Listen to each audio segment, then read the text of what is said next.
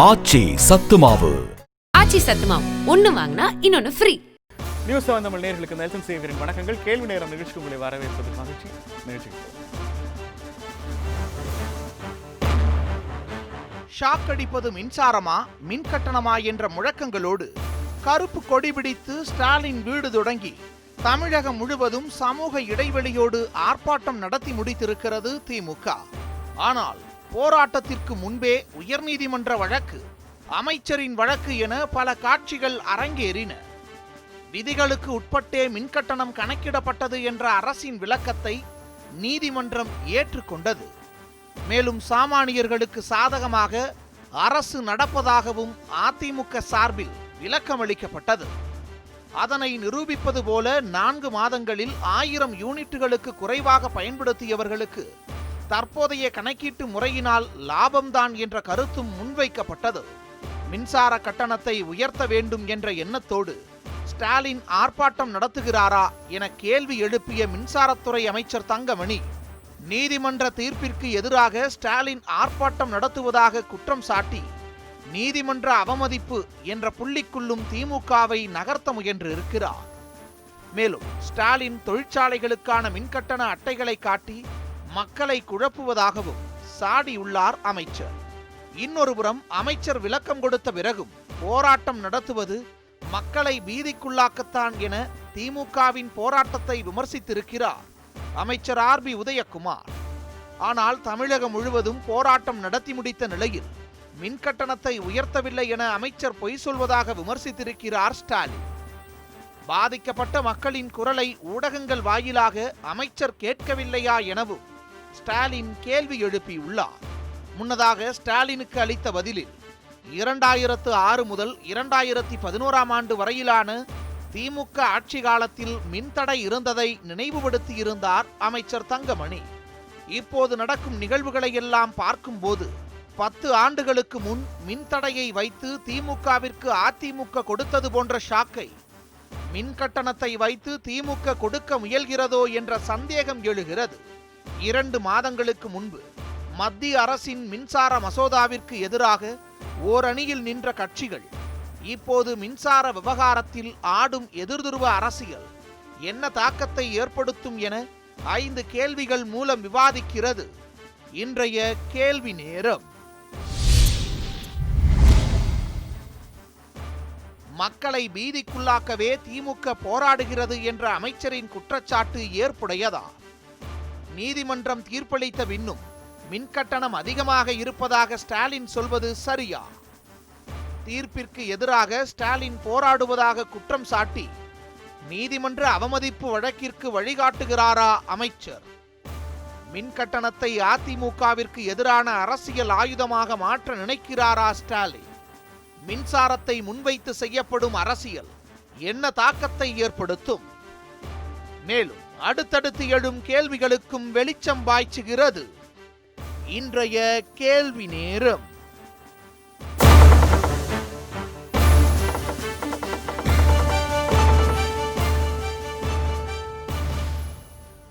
திமுகவின் மின்கட்டண போராட்டம் அரசியலா அக்கறையா? இந்த பொருள் தான் நாம் இன்றைக்கு பேச இருக்கிறோம்.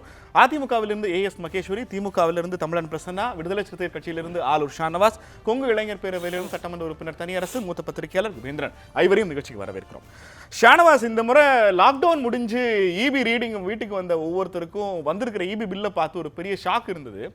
ஆனால் பொதுவாக நம்ம ஆளுங்கட்சி ஒன்று சரியா இல்லைங்கிறதுக்காக கோர்ட்டுக்கு போவோம், கோர்ட்டில் அரசு தப்பு பண்ணிடுச்சு அப்படின்னு சொல்லுவோம்.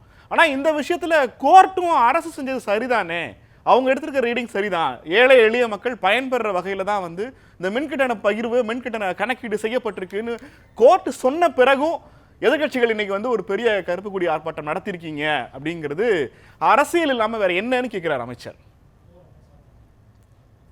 50 விழுக்காட்டுக்கு மேல இடஒதுக்கீடு போகக்கூடாதுன்னு கோர்ட்டுக்கெல்லாம் பெரிய கோர்ட்டா இருக்கிற உச்ச நீதிமன்றம் தான் சொல்லியிருக்கு. கோர்ட்டே சொல்லிருச்சுன்னு விட்டுட்டோமா? ஜல்லிக்கட்டுக்கு அனுமதி இல்லை என்று கோர்ட்டுக்கெல்லாம் கோர்ட்டா இருக்கிற உச்ச நீதிமன்றம் தான் சொல்லிச்சு. சரி, உச்ச நீதிமன்றமே சொல்லிருச்சுன்னு விட்டுட்டோமா? இப்போது டாஸ்மாக் திறப்பை உயர் நீதிமன்றம் கண்டித்தது. ஆனா உச்ச நீதிமன்றத்துல போய் அனுமதி வாங்கிட்டாங்க. உச்சநீதிமன்றமே அனுமதி கொடுத்துருச்சு, அதுக்கு பிறகுதானே இவங்க திறந்திருக்காங்க, திறந்தது சரின்னு சொல்லிடலாமா? இப்போது கூட நீட் விஷயத்துக்காக இந்த மாநில அரசும் சேர்ந்துதான் போராடிக்கிட்டு இருக்குது. நீட் விஷயத்துல உச்சநீதிமன்றத்தினுடைய தீர்ப்பு என்ன, நிலைப்பாடு என்ன? நீட்டு சரி என்பதுதான் நீதிமன்றமே சொல்லிருச்சுல்ல. அப்ப அதிமுக அதை ஏத்துக்கிட்டு போயிட வேண்டியதானே? எதுக்கு மல்லு கட்டுறாங்க? அப்போ நீதிமன்றம் ஒன்றை சொல்லிவிட்டது என்பதை வைத்துக்கொண்டு நம்முடைய பார்வைகள் அதற்குள் சுருங்கி நிற்க வேண்டுமா, அல்லது மக்களிடம் இருக்கிற பிரச்சனைகளை நாம் அடையாளப்படுத்தணுமான்னு பார்த்தா, இதற்கு முன்னால் நாம் கடந்து வந்திருக்கிற வரலாறு என்பதும் இப்போது நாம் செயல்படுத்தி கொண்டிருக்கிற நிகழ்கால சம்பவங்கள் என்பதும் முழுக்க முழுக்க மக்கள்கிட்ட என்ன பிரச்சனை இருக்கு, மக்களுடைய குரல் என்ன, மக்களுடைய தேவை என்ன என்பதை பார்த்துதான் ஒவ்வொன்றிலும் அடையாளப்படுத்துகிறோம். அது அரசியல்னு சுருக்கி பார்த்தா எல்லாமே அரசியல் தான். மக்கள் பிரச்சனைகள் தான் அரசியல். ஏதோ அரசியல் என்பது ஒரு ஒவ்வாத சொல் போல இங்க அரசியலா அக்கறை தான் அரசியல். மக்களின் மீது அக்கறை இருக்கிறது. நீங்க இன்னைக்கு இந்த நிகழ்ச்சியில பங்கேற்கிறோம்னு நாங்க ஒரு பதிவு போட்டோம், பின்னாடி பின்னூட்டம் போடுற தோழர்கள் ஒவ்வொருத்தரும் சொல்றாங்க, மக்கள் தான் சொல்றாங்க, என் வீட்டுல மார்ச்சுக்கு முன்னாடி இவ்வளவு கட்டணம் வந்துச்சு, இப்ப மேல இவ்வளவு கட்டணம் வந்திருக்குது, ஜூன்ல இவ்வளவு கட்டணம் வந்திருக்குது, அப்படியே 2 மடங்கா இருக்குதுன்னு ஒருத்தர் 2 பேர் இல்ல, பல பேர் சொல்றாங்க. இப்ப இது பொய்யாப்போ எத்தனை பிரபலங்கள் பதிவு போட்டாங்க, மின் கட்டணம் மிக மோசமாக ஏறி போச்சு, இது தாங்க முடியாதது அப்படின்னு சொல்லி மக்கள் சொல்ற காட்சியெல்லாம் பார்த்துத்தானே விவாதங்கள் நடந்தது இங்க. அப்போ இன்றைக்கு எதிர்கட்சி ஒரு பிரச்சனையை கையில் எடுக்கிறது அப்படின்னா ஆளும் கட்சியை குற்றம் சொல்ல வேண்டும் என்பதற்காக அல்ல. மக்களிடம் ஒரு பிரச்சனை இருக்குது. மக்கள் என்ன நிலைமையில இருக்காங்க? முதல்ல 6 மாதமாக இன்னைக்கு என்ன நிலைமை? ஜனவரியில இருந்து இன்னைக்கு ஜூலை வந்துருச்சு நிலைமை. இந்த 6 மாதத்திற்கு மேலாக மக்கள் முடக்கப்பட்டு கிடக்கிறார்கள். இந்த மக்கள் பல்வேறு சுமைகளை தாங்கிக் கொண்டிருக்கிறார்கள் என்பதை உணர்ந்துதான் அரசு கட்டிட உரிமையாளர்களுக்கு எல்லாம் ஒரு அறிவிப்பு கொடுத்தது. வீட்டு வாடகையை நெருக்கடி கொடுக்காதீங்க, கடை வாடகைக்கு நெருக்கடி கொடுக்காதீங்க அப்படின்னு அரசு தானே சொல்லுச்சு. பள்ளி கட்டணங்களை குறைத்து வசூலிங்கன்னு தனியார் பள்ளிகளுக்கு அரசு தானே சொல்லுச்சு. நீதிமன்றம் அதை ஏற்றுக்கொண்டிருக்குது அல்லவா? அப்ப இன்றைக்கு மக்களுக்கும் தனியார் பள்ளிக்கூடங்களுக்கும் அரசு ஒன்றை சொல்லுகிறது. ஆனால் அரசு என்ன செய்யுது? அரசு கட்டணங்களை உயர்த்தி வசூலிக்குது. ஏற்கனவே பெட்ரோல் டீசல் விலை உயர்த்திட்டீங்க, ஜிஎஸ்டி ஏற்கனவே இருந்ததை விட இன்னைக்கு மருத்துவ உபகரணங்களுக்கு கூட உயர்த்தப்பட்டிருக்குது மத்திய அரசுடைய நடவடிக்கைகள். அதெல்லாம் சுங்கச்சாவடி கட்டணத்தை உயர்த்தி வசூலிக்கிறீங்க.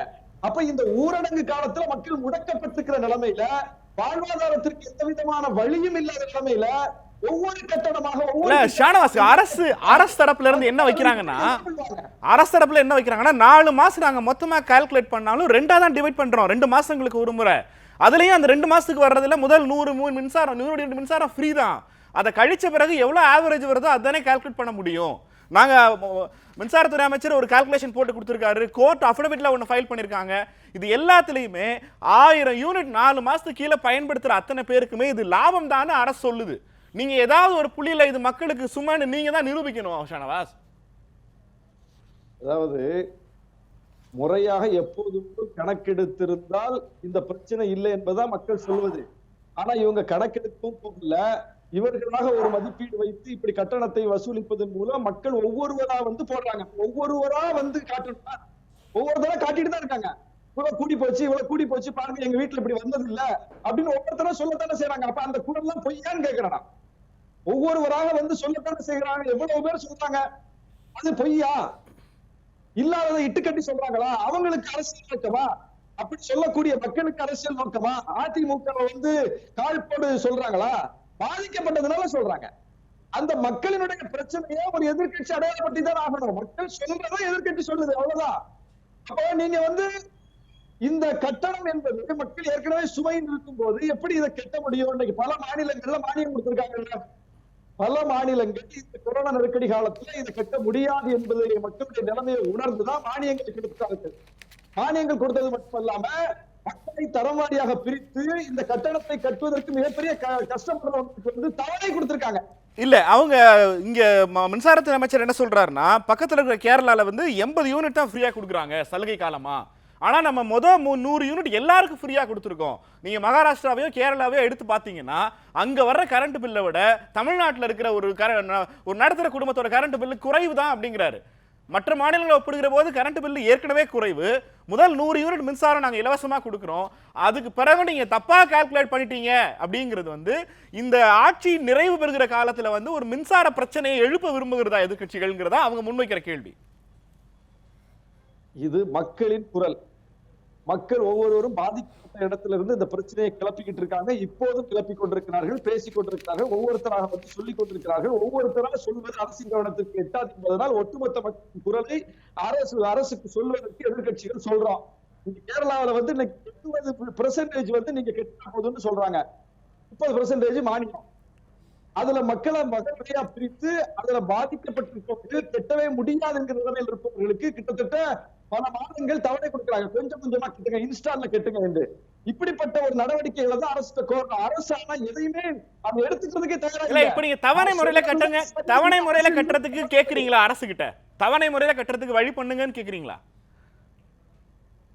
மக்கள் என்ன கேக்குறாங்க? கட்டணம் இதற்கு முன்னால் கட்டியதை விட இப்போ அதிகமா இருக்குது, அது ஏன்னு பாருங்க. அரசு என்ன சொல்லுது? கோர்ட்ல 90% பேர் ஈபி பில்ல கட்டிட்டாங்க சாருங்குது. ஆளுர் ஷானவாஸுக்கும் திமுகவுக்கும் தான் இது பிரச்சனை. தமிழ்நாட்டுல 90%க்கும் அதிகமான மின் பயனாளர்கள் கட்டணத்தை கட்டிட்டாங்கிறாரு. எப்படி கட்டினாங்க? 100 விழுக்காடு போய் நீட் தேர்வு அட்டன் பண்ணிட்டாங்க மாணவர்கள். சரியா? அதான் நீட் தேர்வு எல்லாம் எழுதிட்டாங்களா? விட்டுட்டு போயிட வேண்டியதானே? நீங்க ஒரு விஷயத்தை வந்து கட்டாயமாக்கினா மக்களுக்கு வேற வழி கிடையாது. இல்லன்னா நீங்க கரண்ட புடுங்கிடுவீங்க. கரண்ட புடுங்குங்கன்னு ஒவ்வொரு மனிதனும் அனுமதிப்பானா? அப்ப நீங்க மின்சாரத்தை துண்டித்து விடுவீர்கள் என்கிற நிலைமைக்கு போகும்போது வேற வழி கிடையாது, போய் கட்டித்தான். எப்படி கட்டினான்னு பாருங்க. அவன் வீட்டுல உட்கார்ந்து லாக்கர்ல வச்சிருக்கிற பணத்தை எடுத்துக்கொண்டு கட்டினாரா? கடன் வாங்கி கட்டிருக்கான். மிக மோசமாக பாதிக்கப்பட்ட அந்த பணத்தை அவன் கட்டுவதற்குள்ள படாத பாடுபட்டான். நீங்க அந்த பிரச்சனையை பாருங்க. நீங்க ஒரு நெசசரின்னு ஒண்ணு ஆக்கிட்டீங்க, இதுதான் கட்டாயம், நீங்க கட்டித்தான் ஒரு எண்டு காசு போட்ட பிறகு மக்கள் எல்லாம் கட்டதான் செய்வாங்க. கட்டாம என்ன செய்வாங்க? கட்டினா அதையே சாட்சியா வச்சு அதான் கட்டிட்டாங்கல்ல, அப்ப நாங்க சொன்னது சரிதாங்கிறது நீங்க சொன்னது சரியாயிடுமா? அதான் நான் கேக்குறேன். நீட் தேர்வு எல்லாரும் எழுதிட்டாங்க, விட்டுட்டு போக வேண்டியது எழுதிட்டாங்கல்ல. கேட்கலாம் ஷானவாஸ். ஏஎஸ் மகேஸ்வரி, அமைச்சருடைய அறிக்கை முழுசா இருக்கு. அவர் ஒரு எக்ஸாம்பிள் கொடுத்திருக்கிறாரு எப்படி நான் கணக்கிடுறோம் அப்படிங்கிறது. அது எல்லாவற்றையும் பார்த்தாச்சு. மகேஸ்வரி, நீங்க சொல்லுங்க, கொங்கு மண்டலத்தில் இருக்கீங்க, உங்க சுற்றி இருக்கிற ஆட்கள் வந்து கம்ப்ளைண்ட் பண்ணியிருப்பாங்க, 2 மாசத்துல எங்களுக்கு வராத தொகையை 2 மடங்கு வந்திருக்குன்னு. மக்கள் முன்வைக்கிற இந்த பிரச்சனையை அரசு காது கொடுத்து கேட்கலையா? ஷானவாஸ் சொல்றாரு, உங்ககிட்ட எப்படி சொல்லியிருப்பாங்க கரண்ட் பில் அதிகமா வந்திருக்குங்க அப்படின்னு. அரசு மக்களை கன்வின்ஸ் பண்ற மாதிரி ஒரு பதில சொல்லலையே.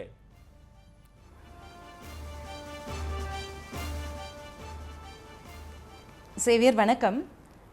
அதாவது இன்றைக்கு திமுக முன்னெடுத்திருக்கின்ற இந்த கருப்பு கொடி போராட்டம் என்பது அக்கறையா அரசியலா என்று இன்றைய விவாதத்திற்கு தலைப்பு கொடுத்திருக்கிறீர்கள். இதில் நெல்சன் சேவியருக்கு என்ன சந்தேகம் என்று எனக்கு புரியவில்லை.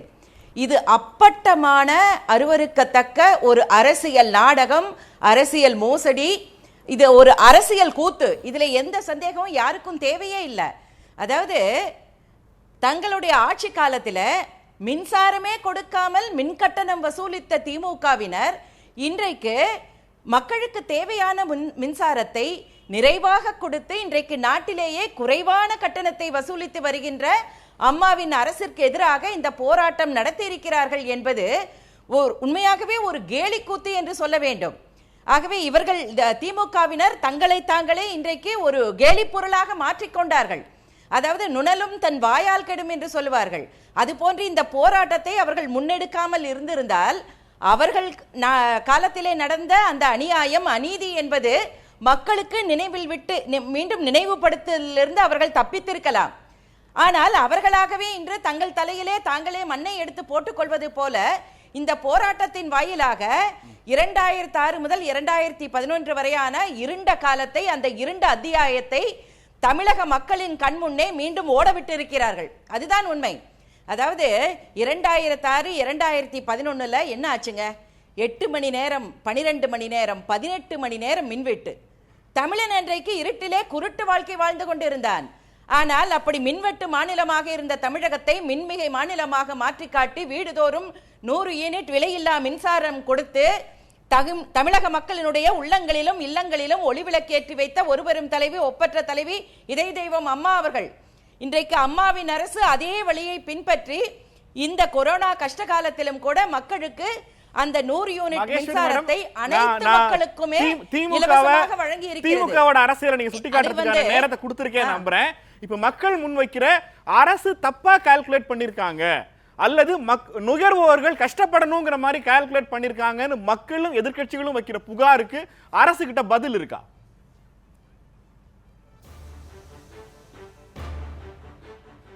நிச்சயமாக இருக்கு. அந்த பதிலை தானே நீதிமன்றத்துல தெள்ள தெளிவாக சொல்லி இருக்கின்றோம்.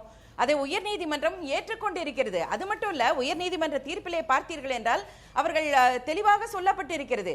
இது வந்து சட்டத்திற்குட்பட்ட கட்டணம் தான் வசூலிக்கப்பட்டிருக்கிறது என்று சொன்னது மட்டுமல்ல, இந்த கட்டண அந்த முறை என்பது அந்த 100 யூனிட் மின்சாரத்தை கணக்கில் எடுத்துக்கொள்ளப்பட்டு அந்த கணக்கீடு செய்யப்பட்ட அந்த விதம் என்பது நிச்சயமாக இது வந்து தமிழக மின் வாரியத்தினுடைய நேர்மையை காட்டுகிறது என்கின்ற ஒரு சான்றிதழையும் கொடுத்திருக்கிறார்கள். இல்ல மேடம், எனக்கு இல்ல மகேஸ்வரி மேடம், நான் ஒரு ரொம்ப சிம்பிளா ஒரு கேள்வி கேக்குறேன். வழங்காமுடிகளாக இல்ல ரொம்ப சிம்பிளா கேள்வி கேக்குறேன். ரொம்ப சிம்பிளா கேள்வி கேக்குறேன். இப்போ நம்ம Facebookல பேசிட்டு இருக்கோம், நம்ம லைவ்ல பேசிட்டு இருக்கோம். Facebookல இருக்கிற ஆட்கள் வந்து ஒவ்வொருத்தரா அவங்களோட பில்லை வந்து கமெண்ட் பண்ணிட்டு இருக்காங்க. அதுல ஒருத்தர் போட்டிருக்காரு, ஜனவரி மாசம் 1200 ரூபாய் எனக்கு பில்லு, மார்ச் மாசம் 3800 ரூபாய், ஜூன் மாசம் 7856 ரூபாய், இதே போன மாசம் ஜூன் மாசம் எனக்கு 4000 தான் வந்திருக்கு. இது வந்து நுகர்வோர் ஒருத்தருடைய கம்ப்ளைண்ட். அமைச்சர் கொடுத்திருக்கிற விளக்கத்தில் இருக்கிற ஒரு பெரிய குறைபாடு என்னன்னா, நாங்க வந்து மொத்தமா 4 மாசத்துக்கு கால்குலேட் பண்றோம், கால்குலேட் பண்ணி 1000 யூனிட் வந்ததுன்னா 2 மாசத்துக்கு 500 யூனிட்னு பிரிச்சுக்கிறோம், இதுதான் நடைமுறைன்னு சொல்லியிருக்கீங்க. அது சரியானதுதான். ஆனா 0ல இருந்து 500 யூனிட்டுக்கு கீழே இருக்க ஒருத்தருக்கு வந்து 203வது யூனிட் வந்து 4 ரூபா, 501 யூனிட் போனாலும் 201வது யூனிட் 6 ரூபா.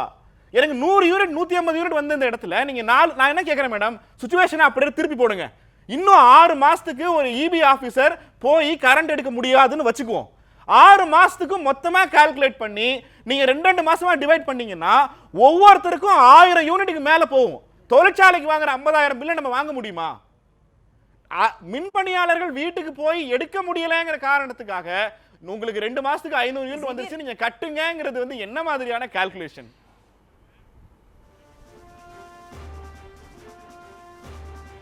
நெல்சன், அதாவது மக்களுக்கு வந்து ஒரு தெளிவான விளக்கத்தை கொடுக்க வேண்டும் என்பதற்காகத்தான் இன்றைக்கு வந்து மின் உற்பத்தி மற்றும் பகிர்மான கழகத்தினுடைய அந்த இணையதளத்திலே ஒவ்வொரு நுகர்வோரினுடைய கணக்கீட்டை எப்படி கட்ட வேண்டும், எவ்வளவு மின் கட்டணம் வருகிறது, எந்த அடிப்படையில் வருகிறது என்கின்ற புள்ளி விவரங்களை தெளிவாக கொடுத்திருக்கிறார்கள். இதிலே சந்தேகம் இருப்பவர்கள் அவர்களை அணுகி அதை அந்த இணையதளத்தை பார்வையிட்டு அவர்கள் தெளிவு பெற்றுக் கொள்ளலாம். இல்லாவிட்டால் அதையும் நீங்க சொல்ற பிரிண்ட் அவுட் அந்த இந்த என்கிட்ட இருக்கு மேடம். நீங்க கால்குலேட் பண்ணது சரியா கால்குலேட் பண்ணிருக்கீங்க. 100 யூனிட் வந்தவங்களுக்கு 200 யூனிட்னு போடல. என் கேள்வி அதல்ல. ஆனா 4 மாசத்துக்கு ஒண்ணா கணக்கிடும் போது 200 யூனிட் யூஸ் பண்ண ஒரு ஆளுக்கு 500 யூனிட்டுக்கு கீழே இருக்க ஒரு ஆளுக்கு 201வது யூனிட் ரெண்டும் 501 யூனிட் மேல போனாலும் 6000 ரூபாய் மேடம். நாங்களா அவங்கள 4 மாசம் ஒண்ணா கால்குலேட் பண்ண சொன்னோம். நாங்க சொல்லாம அரசினுடைய ஆட்பற்றாக்குறை அல்லது தொற்று நோய் பற்றாக்குறை ஒரு பேரிடர் காலத்தை மையமா வச்சு இப்படி மக்கள் கிட்ட நீங்க பகல் கொள்ள அடிக்கிறீங்கிறாங்க. எப்படிங்க எங்க வீட்டுக்கு 7000 பில் வரும்னு கேக்குறாங்க. அவங்க கேக்குற கேள்வியில எங்க வீட்ல இருக்கிற அதே டியூப் லைட், அதே ஃபேன், அதே ஏசி இல்ல நெல்சன், மக்கள் கேக்குறாங்க சார். மேடம் நெல்சன் ஒண்ணே பாருங்க. அல்ல இல்ல நெல்சன், ஒன்றை புரிந்து கொள்ள வேண்டும். அதாவது இந்த ஊரடங்கு காலத்துல மக்கள் அத்தனை பேரும் வீட்டிலே இருந்தார்கள். வீட்டிலே இருந்து ஒர்க் அட் ஹோம் கூட நிறைய பேர் பண்ணியிருக்காங்க. அப்படி இருக்கப்ப என்ன ஆகும்னா, நேச்சுரலாவே வந்து அவங்க கன்சம்ஷன் வந்து ஜாஸ்தியா இருக்கும். அதனால மின் வந்து அந்த ரீடிங் வந்து ஜாஸ்தியா இருக்கும். அந்த காரணத்தினாலதான் இப்ப எவ்வளவு வந்தாலும் அந்த 4 மாதத்திற்கு எவ்வளவு வந்து ரீடிங் வந்தாலும் அதை 2ஆக பிரித்து அதற்கான அந்த ஸ்லாப் படி கட்டணம் நிர்ணயித்து விட்டு பிறகு என்ன செய்யறாங்கன்னா, ஏற்கனவே கட்டிய கட்டணத்திலிருந்து இதை கழிக்கின்றார்கள். அந்த அடிப்படையில் தான் அவங்க வந்து என்ன இணையதளத்துல கொடுத்திருக்காங்களோ அந்த அடிப்படையில் தான் செய்யறாங்க. நீங்க சொல்கிறபடி இது போன்ற தவறான கணக்கீடு, மிக அதீதமான கட்டணம் வசூலிக்கப்படுகிறது என்று இருந்தால் இப்படி 90 விழுக்காட்டிற்கும் அதிகமான மக்கள் கட்டியிருப்பாங்களா கட்டணத்தை? நிச்சயமா அதுவும் இந்த கொரோனா காலத்துல, பேண்டமிக் காலத்துல கஷ்டப்படுகின்ற நேரத்துல மக்கள் கட்டாம மாட்டாங்க. இது கட்டாம இருக்க முடியுமா? இல்லங்க, நியாயமான மகேஸ்வரி ஒன்னு சொல்லணும். மகேஸ்வரி எனக்கு ஒன்னு சொல்லணும். கொரோனா தலைப்புல இல்ல, கொரோனா தலைப்பு வருகிற போது கொரோனா தலைப்பு வருகிற இல்ல, போது இல்ல. மக்கள் வீட்டுக்குள்ள இல்ல வெளியில சுத்துனாங்க, அதனால கொரோனா பரவிருச்சுங்கிறீங்க. ஈபி தலைப்பு வரும்போது மக்கள் வீட்டுக்குள்ளே இருக்காங்க, அதனால கரண்ட் அதிகமாகுதுங்கிறீங்க. இந்த ரெண்டுல ஏதோ ஒண்ணுதானே உண்மையா இருக்க முடியும்.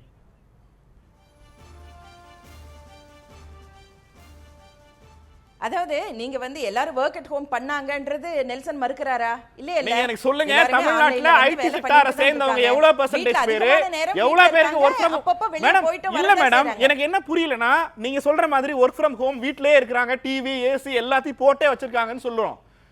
வீட்டுக்கு 2 மாசத்துக்கு போன மாசம் 500 யூனிட் வந்து இந்த மாசம் 1000 யூனிட் வந்தா கூட பரவாயில்ல. ஆனா நீங்க 4 மாசத்துக்கு சேர்த்து கட்டறனால எனக்கு யூபி பில் மாறுது. நீங்க தனித்து 2 மாசத்துக்கு கால்குலேட் பண்ணிருந்தீங்கன்னா பரவாயில்லையே. இப்ப 4 மாசம்னு சேர்த்து ரெண்டா பிரிக்கும் போது முந்தின உங்களோட எக்ஸாம்பிள்ல இருக்க பெரிய சிக்கலே என்னன்னா, நீங்க அரசு எவ்வளவு அந்த நபர் எவ்வளவு கட்டினாரோ அதை கழிச்சிருக்கீங்க. ஆனா எவ்வளவு யூனிட் யூஸ் பண்ணிருக்காங்கன்னு ஒண்ணு இருக்குல்ல. பிப்ரவரி மாசம் வந்து 170 ரூபாய் பில் கட்டியிருக்காரு ஒருத்தர். ஆனா இப்ப ஜூன்ல வரைக்கும் நீங்க போட்டிருக்க ஒருத்தருக்கு 380 ரூபாய் கட்ட வேண்டியிருக்கு. இது அரசு கொடுத்த அமைச்சர் கொடுத்த விளக்கத்தில் இருக்கிறது. நெல்சன் ஒரு விளக்கா அல்ல, அதாவது ஒரு விளக்கத்தை தந்துறேன். இப்போ இந்த 4 மாசத்துக்கும் சேர்ந்து யாராவது ஒருத்தருக்கு ஒரு 600 யூனிட் வருதுன்னு வச்சுக்கோங்களேன். அப்ப 500க்கு மேல ஒரு உயர்ந்த ஸ்லாப் இருக்கு, அந்த ஸ்லாப் படி தான் அவங்களுக்கு வரணும். ஆனா அதை 2ஆ பிரிக்கிறப்ப என்ன ஆகுதுன்னு கேட்டீங்கன்னா 300 + 300 600 தான் வருது.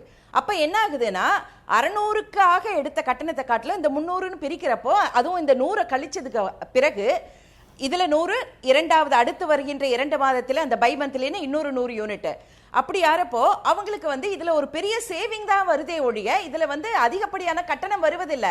இல்ல நீங்க சொல்ற மாதிரி சேவிங் புரிஞ்சுக்கிறோம் மேடம். நீங்க சொல்ற சேவிங் கொள்ளப்படும் என்று சரி செய்து கொள்ளப்பட்டிருக்கு நிறைய பேர். இல்ல நீங்க சொல்றது சேவிங் உண்மைனா, மக்கள் வந்து என்னங்க 2000 கட்ட இந்த முறை 8000 வந்திருக்குன்னு எப்படி சொல்றாங்க? அப்ப அவங்க சொல்றதெல்லாம் பொய்யா? பப்ளிக்ல அவங்க குமறாங்க. நடிகர் பிரசன்னா பொது தளத்திலேயே முன் வச்சிருந்தாரு, எப்படிங்க எங்க வீட்டுக்கு இவ்வளவு ஈவி பில் வந்துச்சுன்னு.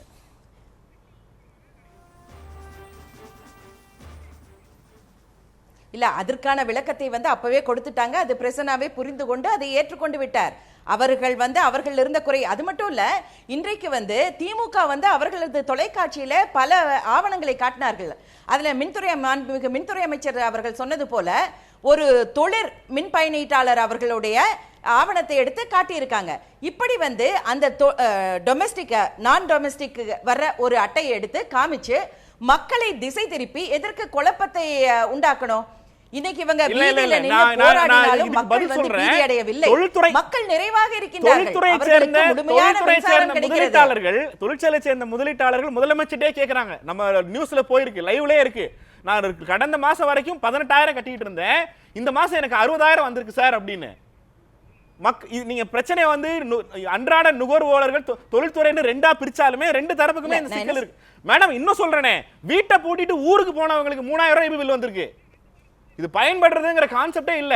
கால்குலேஷன் வந்து 4 மாசத்துக்கு இந்த எல்லா பிரச்சனைகளுமே அந்தந்த மின்சார வாரிய ஒழுங்குமுறை ஆணையத்துல புகாரா கொடுக்கப்பட்டிருக்கு. பக்கத்துல இருக்க மின்சார அலுவலகத்துல போய் பார்த்திருக்காங்க. நீங்க சொன்ன உயர்நீதிமன்ற தீர்ப்புல இருக்க இன்னொரு விஷயம், அரசு கொடுத்த விளக்கம் தாண்டி தனிநபர்கள் தங்களது கணக்கீட்டுல பாதிப்பு வருமானால் நீங்க மின்சாரத்துறை அலுவலகத்தை போய் அணுகுங்கன்னு அவங்களே சொல்றாங்க. அப்ப ஏதோ ஒரு பிரச்சனை இங்க ஓடுது இல்ல. நீங்க குறைஞ்சபட்சமா இந்த அமௌண்ட்டை கட்டுறதுக்கு தவணை முறையாவது கொடுத்துக்கலாங்கிறாங்க. இல்ல ஏற்கனவே தவணை தானே கொடுத்திருக்கோம். இப்ப ஜூலை 15 வரைக்கும் அந்த கட்டணத்தை கட்டலாம் என்று சொல்லப்பட்டு தானே இருக்கிறது. இப்பதானே கொஞ்சம் பேர் எல்லாம் கட்டிட்டு இருக்காங்க. அதனால இது வந்து அவர்களுக்கு ஏதேனும் குறை இருந்தால், அதாவது ஏதாவது ஒரு இடத்துல பிரச்சனை வரலாம். தமிழ்நாடு தெரிஞ்சுக்க விரும்புது மகேஸ்வரி மேடமோட ஈபி பில் எவ்வளவு கடந்த 2-3 மாசங்கள்ல அவங்க எவ்வளவு கம்மியா கட்டிருக்காங்களா அதிகமா கட்டிருக்காங்களா?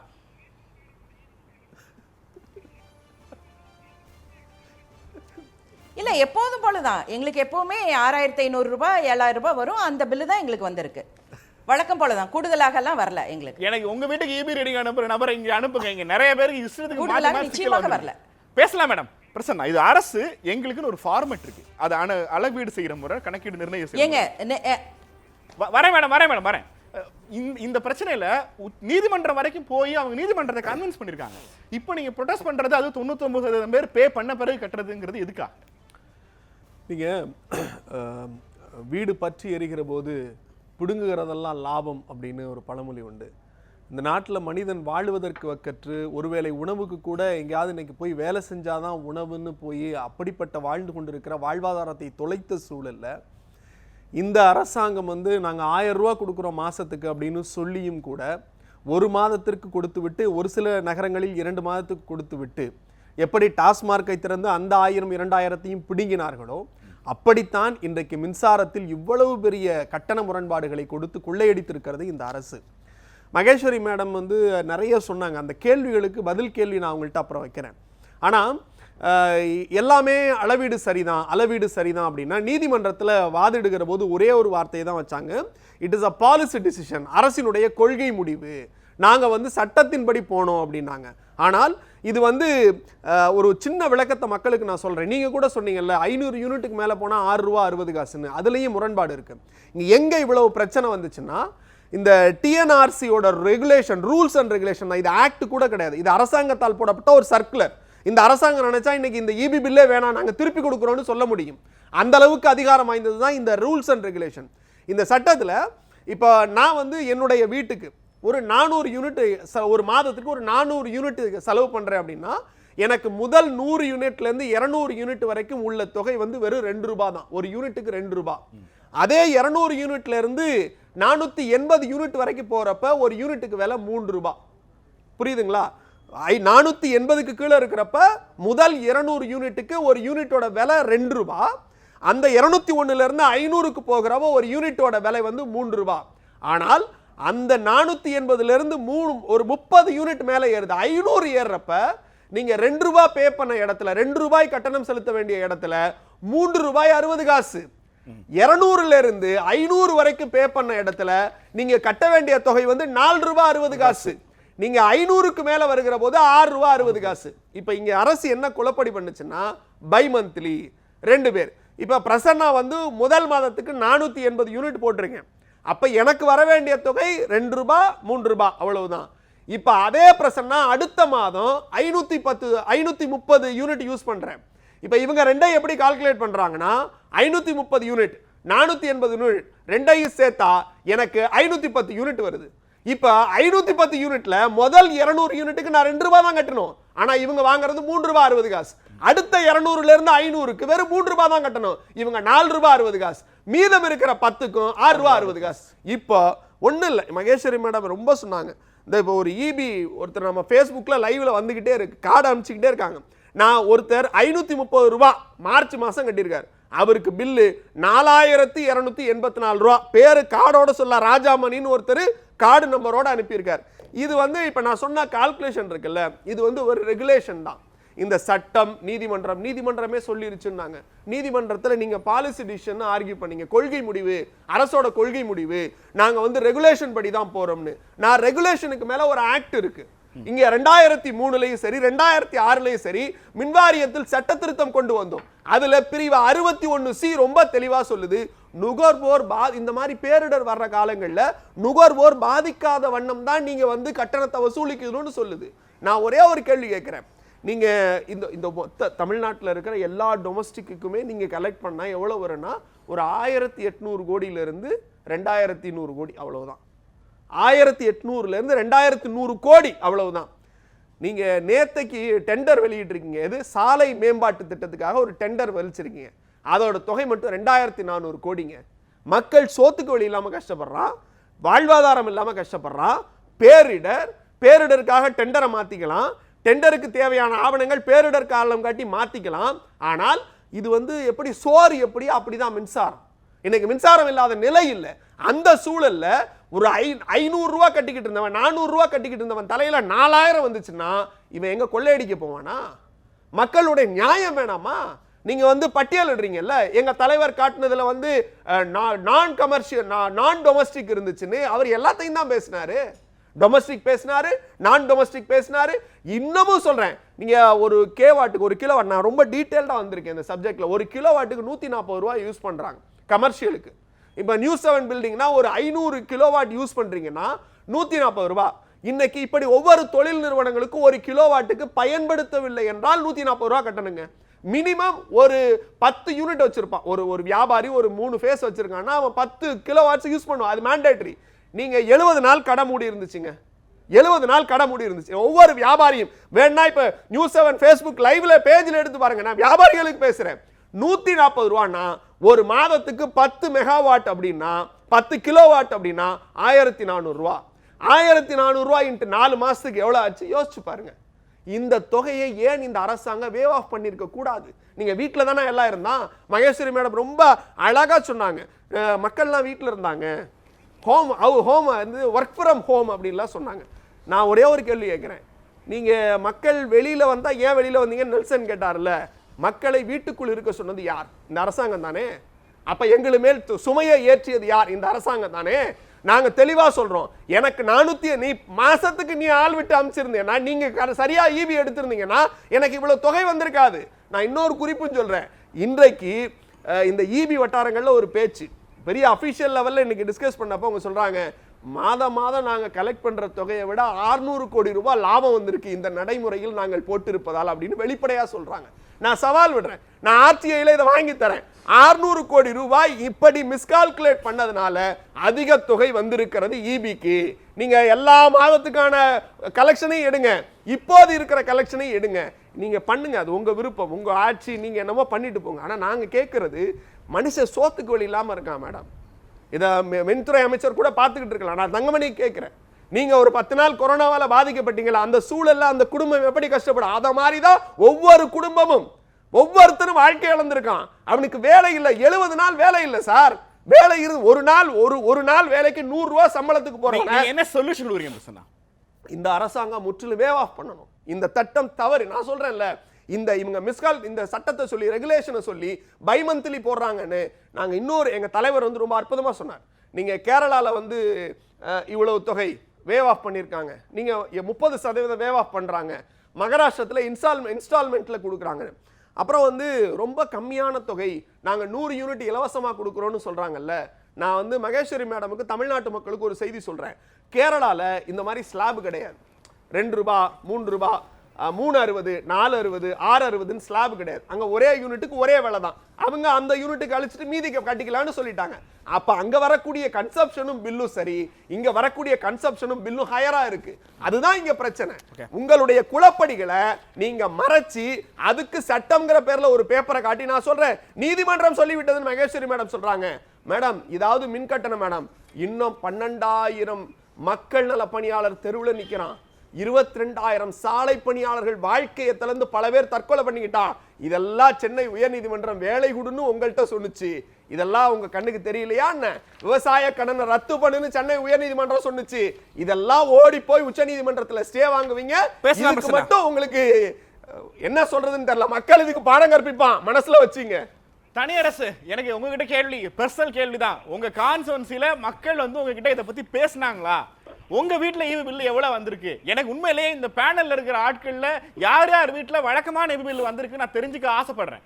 உண்மையிலேயே இந்த ஈவி பில்ல அரசு தப்பு பண்ணல, ஆனா இதை சரியா பண்ணிருக்கலாம்ங்கிறது தான் திரும்ப திரும்ப எதிர்கட்சிகள் சொல்றது. இன்னும் கொஞ்சம் கவனமா, இன்னும் கொஞ்சம் கருணையோட நடந்திருக்கலாம் அரசுங்கிறாங்க. இல்லையா, இப்ப வந்து இந்த நம்ம மின் கட்டண வசூல் அதுல வந்து இப்ப நம்ம அரசினுடைய இந்த விதிமுறை நம்ம இப்ப இவ்வளவு நம்ம தீவிரமா பாதிக்கிறது அல்லது எதிர்கட்சிகள் போராடுகிறது அல்லது இதுல வந்து கடுமையா பாதிக்கப்பட்டவர்கள் அதனுடைய சார்பாக நீதிமன்றத்தில் உயர் நீதிமன்றத்திலே வழக்காடுகிற அளவுக்கு இது ஒரு சர்ச்சை எங்கிருந்து வந்ததுன்னா, இது வழக்கமான நம்முடைய மின் கட்டணத்தை நாம முறையா கணக்கீடு செய்து அதனுடைய பயன்பாட்டினுடைய கணக்கீடு செய்து முறையாக வழக்கம் போல வசூல் செய்திருந்தால் இந்த குளறுபடி வந்திருக்கிறதுக்கு வாய்ப்பு இல்லை. ஆனா இந்த கொரோனா நோய் தொற்று காலத்தில் கணக்கெடுப்பை நடத்த முடியாத சூழலில் அரசே அல்லது மின்சார வாரியமோ அல்லது துறையே இப்படிப்பட்ட ஒரு முடிவுக்கு வந்து இந்த மின்கட்டண வசூல் செய்திருப்பது 2 கோடிக்கு மேற்பட்டிருக்கிற இந்த குடும்பங்கள் இருக்குல்ல, அந்த ஒரு குடும்பம் கூட ஏற்கனவே கொரோனா வைரஸ் பாதிக்கப்பட்ட காலம், அதாவது நம்ம 2020 மார்ச்சுக்கு முன்பு நம்ம கட்டியிருந்த எந்த கட்டணத்தை விட இது கூடுதலானதுங்கிறதுல யாருக்கு எந்த மாற்று கருத்தும் இல்லை. அது மின்சாரத்துறை அமைச்சருக்கும் கூடுதலாக வந்திருக்கும், மாண்புமிகு முதலமைச்சரையாவுக்கு கூடுதலாக வந்திருக்கும், நெல்துறையாவுக்கு வந்திருக்கு, தனியாருக்கு வந்திருக்கு, மகேஸ்வரி அம்மாவுக்கு வந்திருக்கு, பிரசன்னாவுக்கு வந்திருக்கு, குபேந்திரனுக்கு வந்திருக்கு. யாருக்கும் குறைவா வரவே வராது. 1 ரூபாய் கூட புதிதாக வந்த ஒரே ஒரு மின் நுகர்வோர் கூட கிடையவே கிடையாது. அதுல நீங்க திரும்ப திரும்ப கேட்டீங்க. என்னுடைய வாழ்நாளிலேயே நான் இதுக்கு ஒரு மின்சார கட்டணத்தினுடைய உயர்வை நான் கட்டுறது இல்லை. ஏன்னா நான் மறைக்க சொல்லல. அவ்வளவு 200 ரூபா 100 ரூபா 200 ரூபா 300 ரூபா கட்டிட்டு இருந்தேன். எனக்கே இன்னைக்கு 3000 4000 5000 கூடுதலா வந்திருக்குங்கிறதுல எந்த மாற்று கருத்து இல்லை. அதுல யாருக்கும் மாற்று கருத்து இருக்க முடியாது. இதுல நீங்க ஒரு சோதனை காட்டினீங்க. இப்ப நான் கூட இப்ப 100 ரூபாய் ஏற்கனவே மார்ச் மாசத்துல கட்டினவர் 300 ரூபாய் கட்டியிருக்காரு. 290 ரூபாய் கட்டியிருக்கிறவரு 1700 ரூபாய் கட்டியிருக்காரு. அதாவது 3 மடங்கு கூடுதலா இருக்கு. ஒரு 100 விழுக்காடுனா 300 விழுக்காடு உயர்வா தான் நம்ம மின் கட்டணத்தை வசூல் பண்ணியிருக்கிறது எந்த மாற்று கருத்து இல்லை.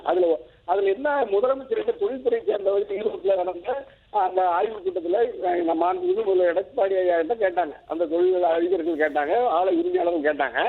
அப்ப அவங்க என்ன சொன்னாங்கன்னா, நாங்க ஏற்கனவே மின்சாரத்தை நாங்க கொள்முதல் செய்யறோம்ல, அந்த கொள்முதல் செய்யறதுல நாங்க பயன்படுத்தினாலும் பயன்படுத்தாவிட்டாலும் அதற்கு உரிய தொகையை செலுத்தணும்.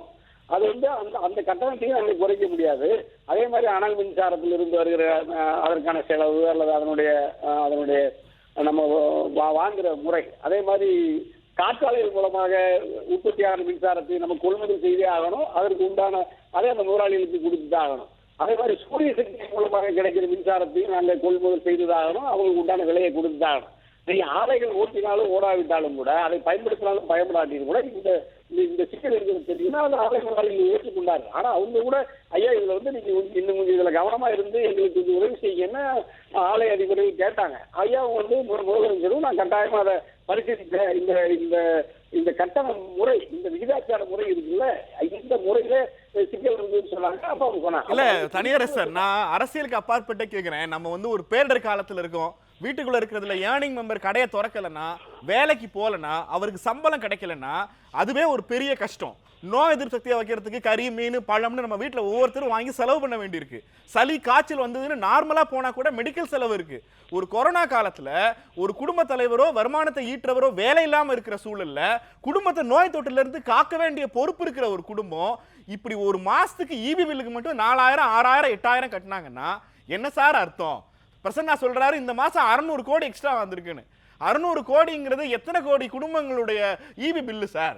அவன் குறைந்தபட்சமா அவன் பிள்ளைக்கு முட்டைக்கு வாங்கி வச்சிருந்த காசை கூட எடுத்து நம்ம ஈபி பில்லு கட்டியிருக்கோம்னா இதுல அரசு கிட்ட இருந்து எதிர்பார்க்க நான் என்ன சொல்றேன், ஒரு அரசு கருணை உள்ளத்தோட தாய் உள்ளத்தோட நடந்திருக்கலாமே.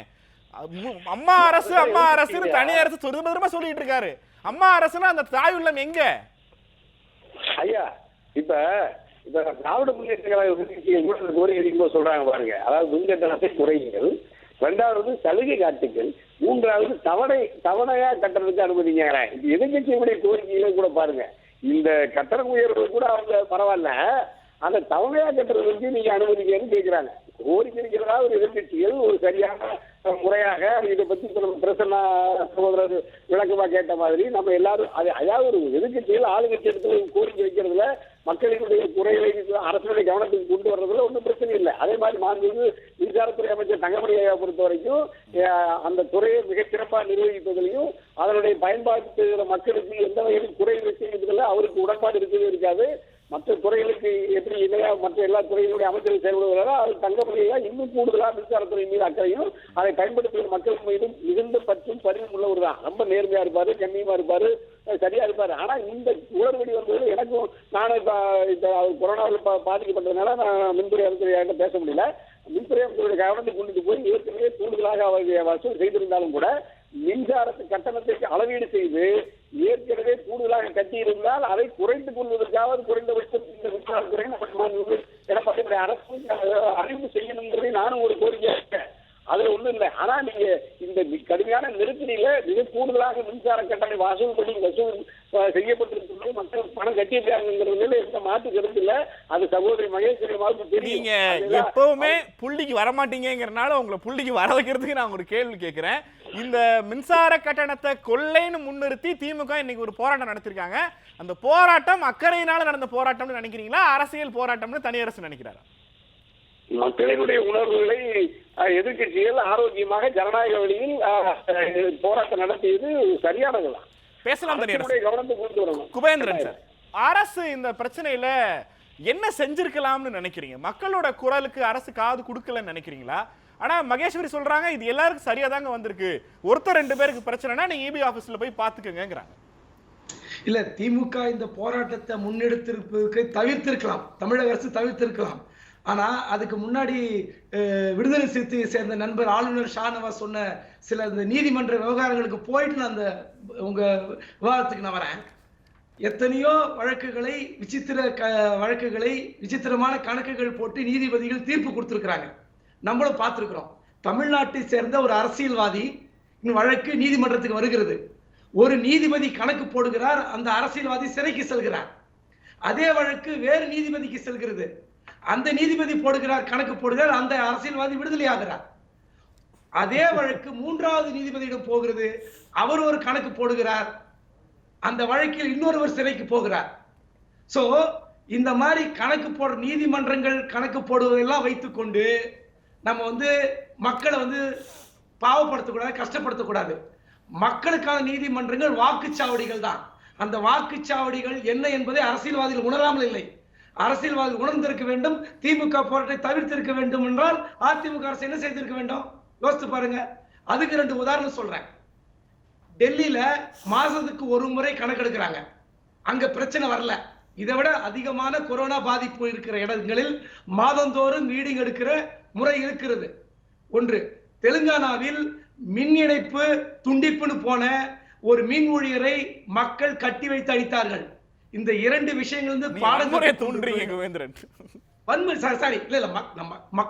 மக்களோட உணர்வுகளை சொல்றேன்.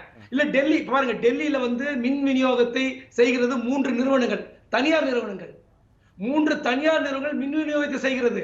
ஆனால் அங்க நீங்க வேணா செக் பண்ணுங்க, யாராவது நம்பர் இருந்தா டெல்லியில போட்டு பாருங்க, பத்திரிகையாளர் நண்பர் வீடு இருக்கும், கேட்டு பாருங்க 1000 யூனிட்டுக்கு எவ்வளவு போட்டிருக்காங்க, இந்த மாதம் பில் கட்டிருக்காங்கன்னு பாருங்க. சோ அது கெஜ்ரிவால் அரசு காங்கிரஸ்ல இருக்கும்போது மிகப்பெரிய போராட்டம் நடத்தினார் கெஜ்ரிவால் காங்கிரஸ்ல. இந்த மின் விநியோகத்தில் மிகப்பெரிய ஊழல் நடக்கிறது, தணிக்கை நடத்த வேண்டும். ஆட்சிக்கு தணிக்கை நடத்தினாரு, நடத்தி அவர் கொண்டு வந்த டேரிஃப் படி போயிட்டு இருக்கு. சோ நீங்க திரு பிரசன்னா கூட சொன்னாரு டேரிஃப் பத்தி, நான் அதுக்குள்ள வரேன். 0 இருந்து 100 வரை ஃப்ரீ, 0 இருந்து 200 வரை ₹1.50, 201 யூனிட்ல இருந்து 500 வரை ₹3. இது எல்லாமே 500 யூனிட்டுக்குள்ள. 501 யூனிட்டுக்கு மேல எடுக்கிற யூனிட்டுக்கு 0 இருந்து 200 யூனிட்டுக்கு ₹3.50, 201 இருந்து 500 வரை யூனிட் செலவு செய்யறவர்களுக்கு 4.60, 501 இருந்து 2000 வரை 6.60. நீங்க யோசித்து பாருங்க, பொருளாதார இழப்பு, வேலை வாய்ப்பு இழப்பு, சம்பள குறைப்பு, ஒவ்வொரு நிறுவனத்திலும் 30% 40% சம்பளம் குறைச்சிருக்காங்க. இந்த நிலைமையில இப்ப என் வீட்டு விஷயங்கள் சொல்றேன். என் வீட்டுக்கு 9000 ரூபாய்க்கு மேல கரண்ட் பில் வந்ததே இல்லை. சம்மர் காலத்துல எத்தனை ஏசி போட்டு என்ன செலவு பண்ணாலும் 9000. அதுல டெபாசிட் கூடுதல், அந்த மாதம் டெபாசிட் வசூலிப்பாங்க, அதுல ஒரு 1500 ரூபாய் போட்டா கூட 10000 ரூபாய்க்கு மேல வந்தது இல்ல. இந்த முறை 14550 ரூபாய். சோ 4550 ரூபாய், 5000 ரூபாய் நான் அதிகமா கூடுதலா கட்டி இருக்கிறேன். எனக்கு தெரிஞ்ச பேனலிஸ்ட்லயே இந்த மாசம் ஈபி பில்ல ரொம்ப குறைவா அதிகமா வந்திருக்குது உங்களுக்காக தான் இருக்கும்னு நினைக்கிறேன் நான். இல்ல இன்னொரு வீடு சொல்லிடுறேன். இன்னொரு நண்பர் வீட்டுக்கு நான் இந்த விவாதத்தில் ஒரு நண்பர் வீட்டு கிட்ட 12000 ரூபாய் கட்டி கொண்டிருந்த அவர்கள் 21100 ரூபாய் கட்டியிருக்காங்க. சோ அதே மாதிரி நீங்க சொன்னீங்க, ஒரு பூட்டிய வீட்டில் 7000 ரூபாய் வசூலித்திருக்கிறார்கள். நீங்க அப்போ இந்த அரசாங்கம் என்ன செய்திருக்கணும்? இந்த அரசாங்கம் நஷ்டம் அடைந்து விட்டோம், 97% மக்கள் கட்டி விட்டார்கள். இது அல்ல முக்கியம். மக்கள் சாமானிய மக்கள் என்ன சொல்றான், அழகா சொன்னார் பிரசன்னா, எரிகிற வீட்டில் பிடுங்குகிற வரை லாபம்னு. அந்த மாதிரி தான் சாமானிய மனிதன் பார்க்கறான். இந்த ஈபி கட்டணத்தை நீங்க எப்படி கட்டலனா பீஸ் பிடிங்கிடுவீங்க? கொரோனா காலத்துல வீட்டை விட்டு வெளியே போக முடியாது, கரண்ட் எல்லாம் வீட்டுல இருக்க முடியாது. இத்தகைய சூழலில் இந்த முறை இது எப்படி பயன்படுத்திருக்கணும்? ஒண்ணு தவணை முறை கொடுத்திருக்கணும். நீங்க 100 யூனிட் பயன்படுத்தினா மட்டும்தான் இலவசம். 100 யூனிட்டுக்கு மேலே போறவங்களுக்கு கட்டணம் இருக்கிறது, நீங்க அதை புரிஞ்சுக்கணும். சும்மா 100 யூனிட் கழிச்சிடும் 100 யூனிட் கழிச்சுன்றது கணக்கல்ல. 200 யூனிட் யூஸ் பண்ணாலும் இபி பில் வரும், அது 100 கழிச்சிட்டு இல்ல, அதுக்கு மேல இருக்கு. சோ நீங்க இப்படிப்பட்ட சூழலில் சம்பளம் இல்லாத நேரத்துல நீங்க எத்தனை பிரச்சனைகளை தமிழக அரசு பார்த்து கொண்டிருக்கிறது. உங்களுக்கு வந்தா நஷ்டம், அரசாங்கத்துக்கே கஷ்டம்னா தனி மனிதனுக்கு எப்படி இருக்கும்? மகேஸ்வரி குறுக்கிட விரும்புனீங்க.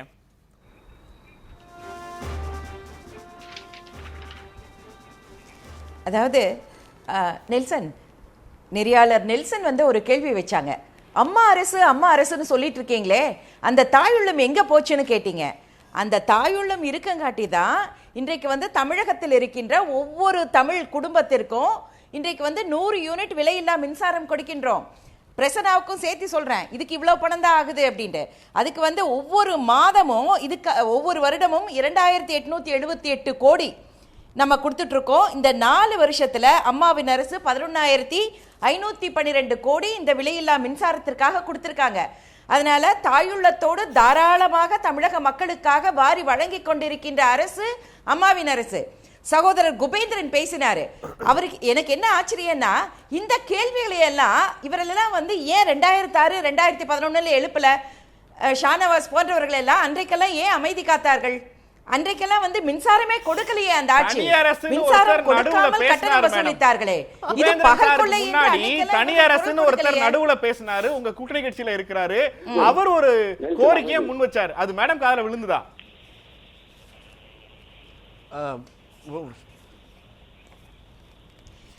அதாவது நெல்சன், இப்போ திரும்ப எல்லாருமே சொல்லிட்டு இருக்கீங்க, கேரளால வந்து அவ்வளவு சலுகைகள் தரீங்க அப்படின்னு எல்லாம் சொல்றீங்க.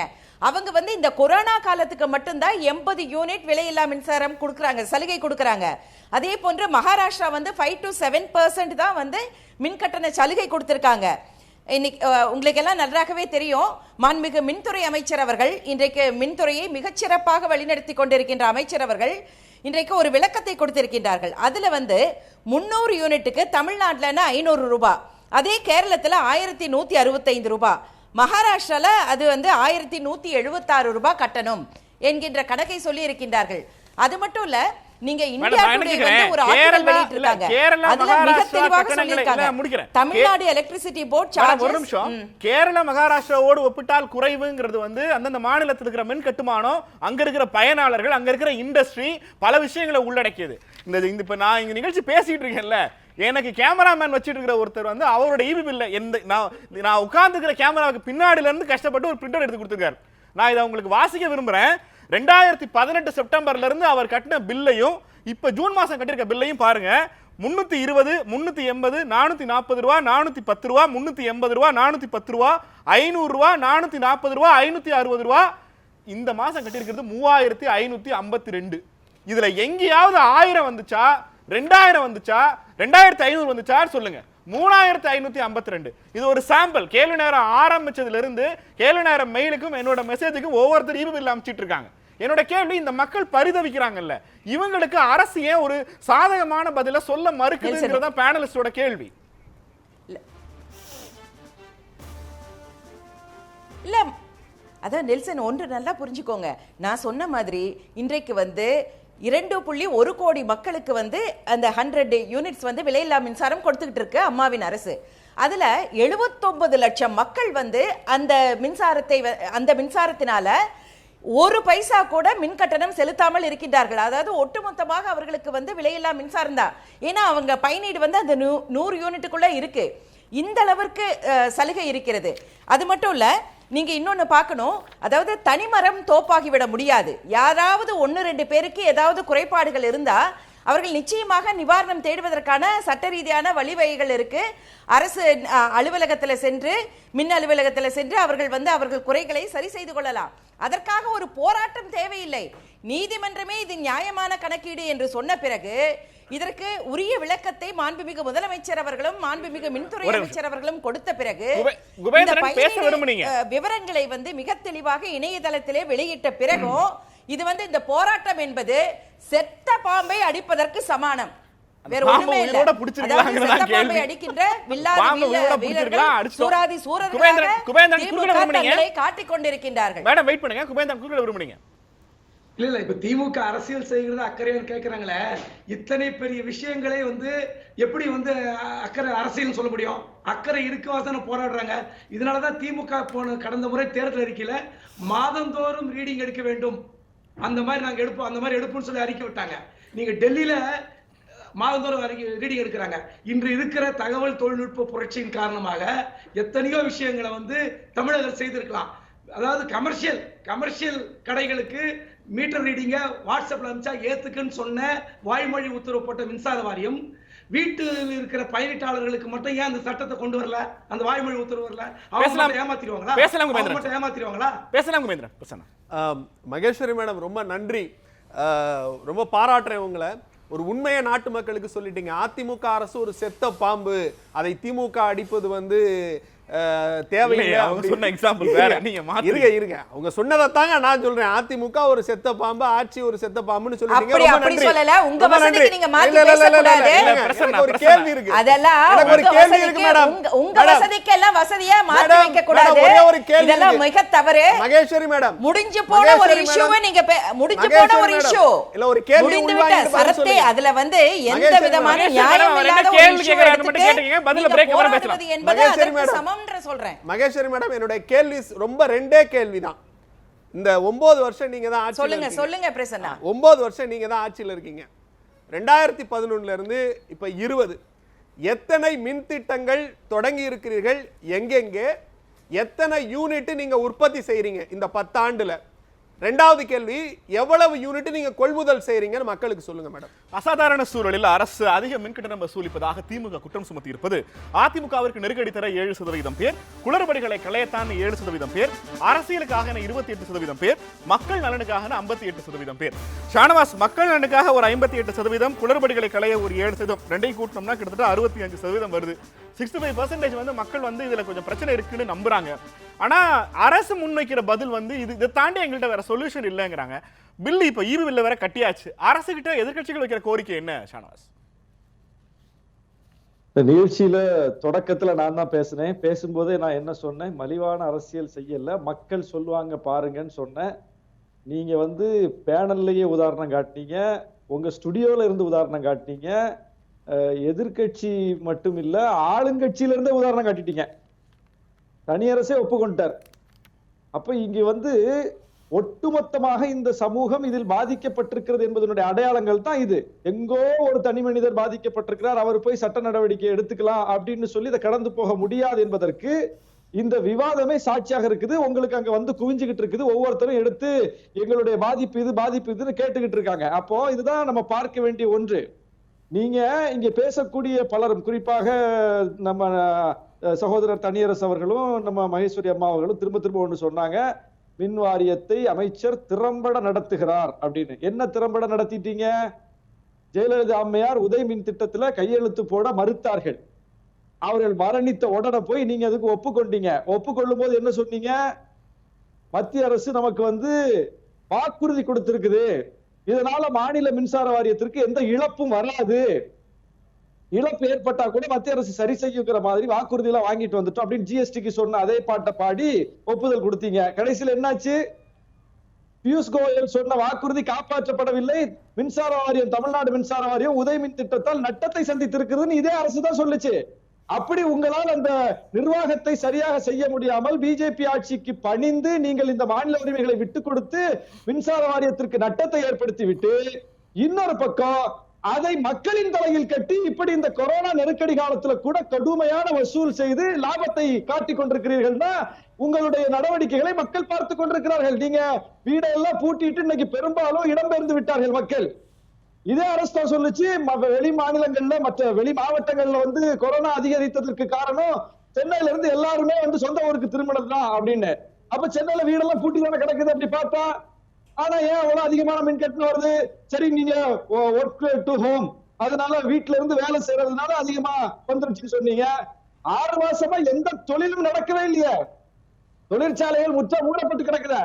நீங்க வீட்டுல வேலை செய்யறதுனால கட்டணம் அதிகமாயிடுச்சுன்னா, தொழிற்சாலைகளை இயங்காம எந்த தொழிலும் நடக்காம 6 மாசமா முடங்கி கிடக்கிற இடத்துல எப்படி தொழிற்சாலைகளுக்கு அதிகமான கட்டணம் வந்துச்சு? சிறு குறு நிறுவனங்களுக்கு எப்படி அதிகமான கட்டணம் வந்துச்சு? அந்த லாஜிக்கு என்ன பதில் இருக்கு உங்களுக்கு? அப்ப இது அதிகமான கட்டணம் வந்திருக்கிறது என்பதுதான் பார்க்க வேண்டிய ஒன்று. நன்றி ஷானவாஸ், நன்றி. தனி அரசு இது மக்கள் நலனுக்காக தான் இந்த போராட்டம் நடத்திருக்காங்க. அரசியலுக்கு அப்பாற்பட்டு அரசு உடனடியா என்ன செய்யணும்னு சொல்லுங்க. மின்சாரத்துறை அமைச்சர் உங்க நண்பர், நீங்க பேசியதாவது தமிழக மக்களுக்கு செஞ்சு கொடுப்பீங்க கேள்வி நேரம் நம்புகிறது.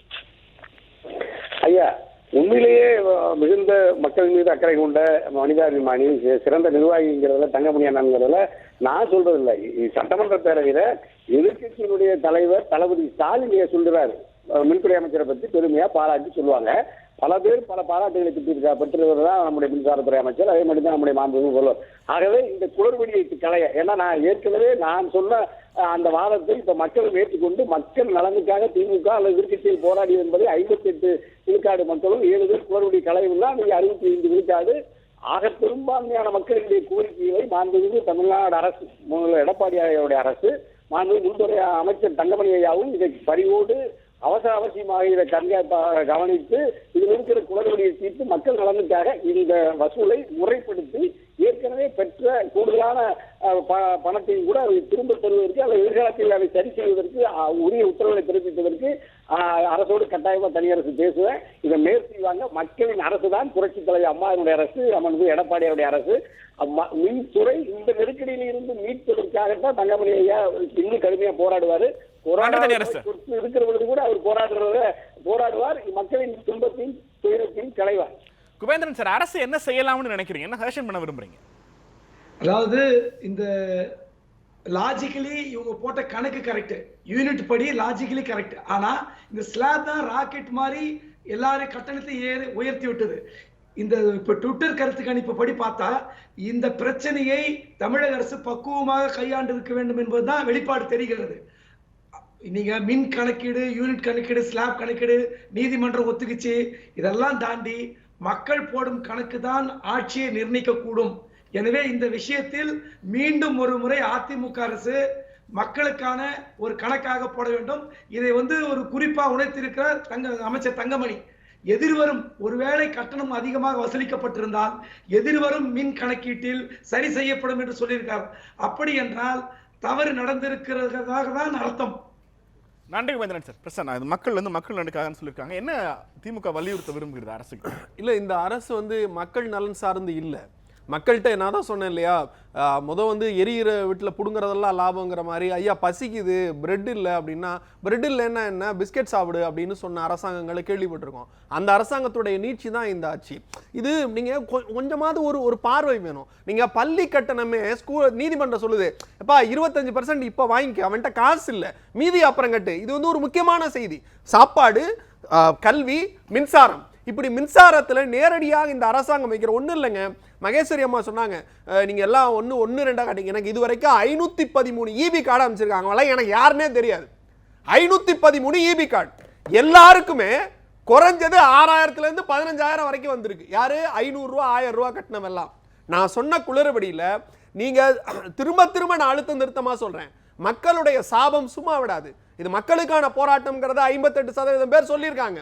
நீங்க இதுக்கு மேலையும் நாங்க இப்படித்தான் ஆட்சி ஆளுவோம்னா அது உங்களுடைய விருப்பம். அதை நாங்க எப்படி சரி பண்ணணுங்கிறத எங்க ஆட்சி வந்ததுக்கு அப்புறம் நாங்க நிறைவு பண்ணிப்போம். உங்ககிட்ட நான் வச்ச கேள்விக்கு மறக்காம கண்ணியத்தோட மகேஸ்வரி அம்மா பதில் சொல்லிட்டு போவாங்கன்னு நான் நம்புறேன். மகேஸ்வரி, உங்களுக்கு நிறைவு கருத்தை முன்வைக்கலாம். பிரசன்னா 2 கேள்வி கேட்டிருக்கிறாரு. என்னுடைய கேள்வி, அரசு இதை பரிசீலிக்குமா? மக்கள் கனிவோடு இதை பரிசீலிக்கணும்னு தனி அரசும் கேட்டிருக்காரு.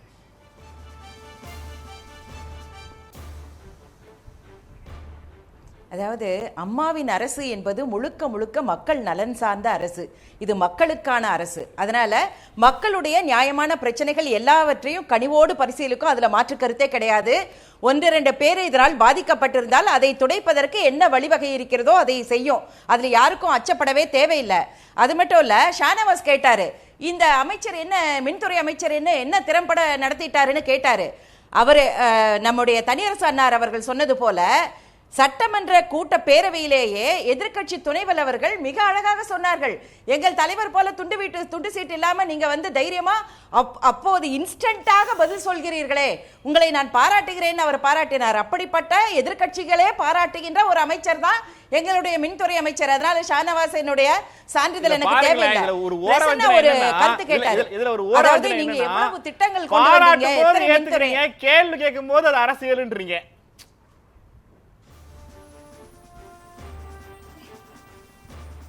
அதாவது இப்ப பிரசன்னா கேட்டாரு, ஒரு அருமையான கேள்வியை என்கிட்ட வச்சாரு. அவர்களுடைய திராவிட முன்னேற்ற கழகத்தினுடைய கையாலாகாத தனத்தை வெளிச்சம் போட்டு காட்டுவதற்கு, வெளிக்கொண்டு வருவதற்கு ஒரு அருமையான தளத்தை எனக்கு ஏற்படுத்தி கொடுத்தார்கள். அதற்காக சகோதரர் பிரசன்னா அவர்களுக்கு நன்றி. அதாவது 2006 2011 திமுக ஆட்சி காலத்துல அவர்கள் வந்து மொத்தமாகவே ஒரு புதிய திட்டத்திற்கு அவர்கள் போட்டது எவ்வளவுன்னா 2006 மெகாவாட் தான். ஆனா இந்த 9 ஆண்டு காலத்துல அம்மாவின் அரசு 15,410 மெகாவாட், இப்ப அடுத்த 3 ஆண்டுல 6,220 மெகாவாட். அவர்களுக்கு சொல்லிக் கொள்கின்றேன் தம்பி பிரசன்னாக்கு, இன்னைக்கு இன்ஸ்டால்டு கெபாசிட்டி என்ன தெரியுமா? 31,780 மெகாவாட். இல்ல மேடம் 13,343 கேள்வி தப்பா புரிஞ்சுக்கிட்டீங்கன்னு நினைக்கிறேன். தமிழ்நாட்டினுடைய மொத்த மின் உற்பத்தி கொள்முதல் திறன் கேட்கல. கடந்த 9 ஆண்டுகள்ல அதிமுக அரசு எந்த மின் நிலையங்களை துவக்கி கட்டி மின்சாரத்தை கொண்டு வந்திருக்கீங்கன்னு கேக்குறாங்க. நீங்க கொள்முதல் பேசிட்டு இருக்கீங்கன்னு நினைக்கிறேன். இதத்தானே சொல்றோம். இல்ல இல்ல இல்ல, அதாவது நெல்சன் என்ன நினைக்கிறீங்க? எதையுமே செய்யாம இவ்வளவு எப்படி கொண்டு வர முடியும்? நீங்க இந்த ராமநாதபுரத்துல ஒரு மின் நிலையம் கட்டணும், தொண்டில ஒரு மின் நிலையம் கட்டணும், உடன்குடியில ஒரு சப்ஸ்டேஷன் கொண்டு வந்திருக்கோம். அதாவது ஏங்க அதல்ல, நீங்க உங்க 12 மணி நேரம் 18 மணி நேரம் மின்வெட்டு இருந்தது இல்லையா? திட்டக்குடியில இருந்து எவ்வளவு உற்பத்திகளை கொண்டு வந்திருக்கிறோம். அதைத்தான் சொல்றேன். எந்த ஊர்ல 206 மெகாவாட் தான். ஆனா இன்றைக்கு 90,500 மெகாவாட். அவர் பிரசன்னா அவங்க கிட்ட இருந்து எதிர்பார்க்கிற ஒரே ஒரு ஆன்சர், 2011க்கு பிறகு நம்ம 9 ஆண்டு கால ஆட்சியில ஒரு திட்டத்துக்கு அடிக்கல் நாட்டி இருப்பீங்களான்னு கேக்குறாங்க. வேற ஒண்ணும் இல்ல.